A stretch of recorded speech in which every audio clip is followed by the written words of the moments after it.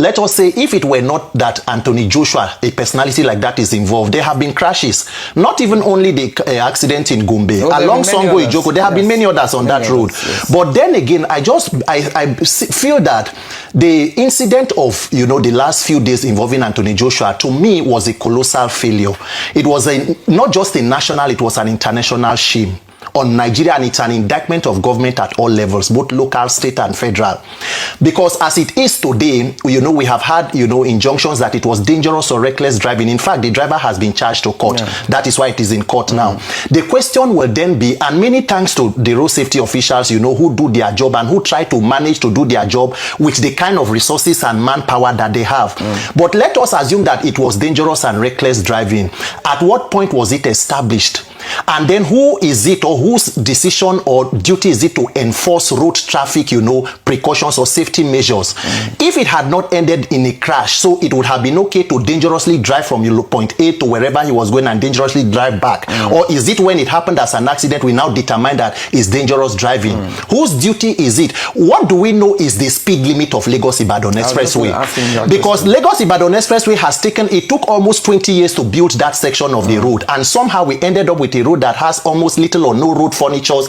And mind you, Nigeria is a signatory to the Vienna Convention on Road Signs and Signals that at about 2017, which the road safety signed into, prepared staff for. But somehow we are in a situation where, okay, let us assume that it was the recklessness of the driver. So since the recklessness of the driver has killed two, let the responsibility of the government kill the survivors. What excuses the lack of medical teams and on ground to rescue whomever was there? Did you see how Anthony Joshua was taken out of that vehicle? What was taken? Was it dangerous driving that also prevented the stretcher to be on site?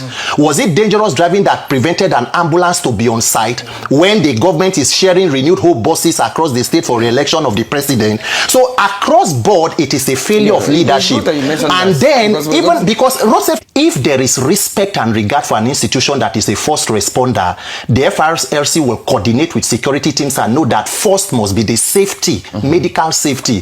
A survivor of a crash that killed two people was made to stand on his feet. Wrong. It is wrong, medically wrong. There could have been internal bleeding. In fact, it complicates and aggravates minor injuries. That medical procedure, he was made to sit upright in front of a van.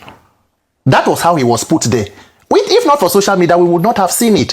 So let us imagine a scenario where the road safety came with security officials. They are able to prevail on the crowd, cordon off the area, handle it in a more professional manner. It was difficult to even get through the crowd. There must be a way. There must be. We cannot allow it to be at the whims and caprices of individuals or citizens. Yes. They are an institution. They have the power. The people who are there are only there because they believe that they should help because the institutions may not be able to hold. So if we have regard and we know that our institutions are able to professionally do what they need to do, citizens will not need to step in. The security of Anthony Joshua cannot be more interested in security than his safety. What if he had passed with the others? So what were we saying? Security about what? A person who both friends had died instantly. We're talking about his security or his safety and medical wellness. Across board, there is neglect. So people begin to make assumptions, and that is what brings about this trust deficit. Where citizens, how many of our presidents or leaders take treatment in Nigeria? President Buhari used to treat ear infections in London. The current president has his doctors in Europe. So when it comes to, when people do not see an ambulance, immediately they will begin to draw inferences. Our medical systems are not working because government is not paying attention to it. That is, President Tinubu, as governor of Lagos State, signed the Lagos State pension that includes overseas medical treatment for a specified number of family members. A government that is not only protecting their right to seek treatment overseas, is even making legislation to back it up with taxpayer money. So what do you expect people on social media to say?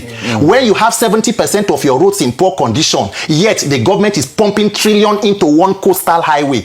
In Nigeria, we give certificate of roadworthiness to vehicles. Who gives certificate of vehicle worthiness to roads? Did you see the videos from across Lokoja to Abuja? Have you seen the Benin bypass? Have you seen the Warri Saple road? So across board, when there is this kind of recklessness and irresponsibility from leaders, you cannot blame citizens. There is trust deficit. Anything that will bring about safety must be cooperation between both government, the institution, and the people. After all, road safety officers are Nigerians. They are not aliens. Anybody who is serving us are Nigerians. So when you put structures that are efficient, you see that things are working, then you also do the citizen sensitization. We can now even become, the social media can become a tool for good. We can still use it to sensitize Nigerians to know that when there is something like this, how can citizens collaborate with even the officials and the first responders? But when there is trust deficit, then it is uhuru for everybody. Okay. And let me ask you. Okay. Because in this case, right, first responder deficit was a big minus. Yes. And that sent a lot of honestly, from all indication, my thoughts and prayers are with all of us as Nigerians. We are all victims of a very dysfunctional and failed system. And until we fix government and institutions to work, we will continue to treat blames, we'll continue to go around in circles. What we are discussing here, the fundamental issues are not even discussed. I asked the question, what is the speed limit for Lagos-Ibadan Expressway? Yes. How is it enforced? Are there cameras? If the incident had not ended in a crash, would the driver have been penalized? It is true that people could have been patrolling, but is it possible that officers can see someone because they are influential and they are allowed to drive dangerously? Compromise on any safety standard is almost mass murder. That is why we must pay attention to it. And citizens will continue to be skeptical about government decisions because there is complete trust deficit. Let us ask ourselves, if there had been an ambulance, somebody said from the UK citizens, say, why was there not even an air ambulance and helicopter to lift? I said, you are not even grateful that they didn't bring Keke or Danfo to take him. At least there were people on ground. What hospital was Anthony Joshua taken to? Was it a government hospital? Did they take him to Lutz or General Hospital Bagada or the teaching hospital in Shagam? It, of course, the private medical center. What happened to the government or public institutions? Resident doctors are planning to go on strike again. That is the Nigerian system that we use or we operate on, where citizens do not believe that government and institutions are there to protect them. Anthony Joshua can decide to retire, he has made a fortune for himself, he's a big person. Nigerians die every day from road accidents. If it were not Anthony Joshua, well, President Bola Tinubu has run to Twitter and then begin to call a Nigerian, a British boxer. The 7 people who died in Gombe, did they mention them? They have names. They press at the 4th estate of the realm. They were coming back from a colleague's party. They perished. They are gone. Unknown soldier. The ones who will happen in Songo Ijoko Road. The ones who will still happen on that same, is it Benin Auchi or Lagos Ibadan Expressway or a Benin Expressway? Nigerians continue to perish.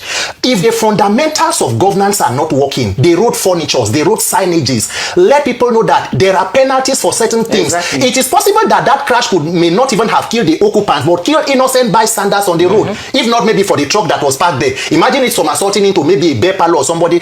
So safety procedures must be enforced, but we will take our eyes off that and then we begin to treat, it's Anthony Joshua. Nigerians are dying every day, but we have a minister for works who is a professor in training, and what we are doing is coastal highway. So it is not about citizens advocacy for me, and maybe sounding like a broken record. There is no way anything will work in Nigeria until government works. Even police officers, as much as you accuse them, road safety, military officers, they are also victims. Today in Nigeria, we are in 21st century Nigeria. We are talking about handling road traffic issues with giving firearms to FRIC officers. At the end of it, everybody in Nigeria will need to give nurses gun, teachers go hold gun, youth will hold gun, market women gun, everybody, church and pastors even need gun more now, especially with the incidents in Kwara. Because that is where Nigeria is insecurity. The people need to protect their life. How much is their salary?